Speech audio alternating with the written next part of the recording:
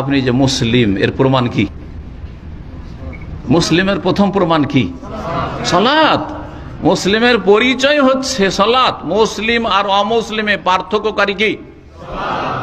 যদি বলে যে কালেমা, তো কালেমার বিশ্বাস তো এখানে আছে, কালেমা তো বুকের লেভেলে ঘুরেন না, না ঘুরছেন রাস্তাতে?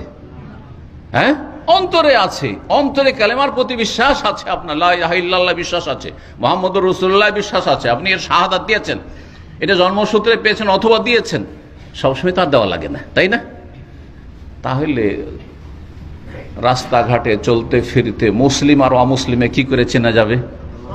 এই 5 ওয়াক্ত যখন আজান হবে ওই সময় চিহ্নিত হয়ে যাবে। আজান হইলে অমুসলিম ঘরে ঢুকবে, আর মুসলিম কোথায় ঢুকবে? মসজিদ মুখী হবে। আজান হইলে শয়তান আজানের আওয়াজ যেদিক থেকে আসে ওই দিক থেকে উল্টো দিকে পালায়, পক্ষান্তরে মুসলিম যে হবে সে যেদিক থেকে আজান আসছে সেই দিকে পালাবে, সেদিকে ছুটবে, যে তাড়াতাড়ি যাই মসজিদে জামাত ধরতে হবে, ঠিক কিনা? চিন্তা করুন। তাহলে এর মাধ্যমে আপনি পরিচয় দিলেন যে আপনি মুসলিম। সুতরাং আল্লাহর সাথে সুসম্পর্ক বহাল রাখতে হলে 5 ওয়াক্ত সালাত আদায় করতে হবে, নামাজি হইতে হবে। যেসব ভাইরা আধা নামাজি তাদেরকে আমি অনুরোধ করব, আমার গরজে না আপনাদের গরজে, আল্লাহর গরজে না বান্দার গরজে, আপনার গরজে।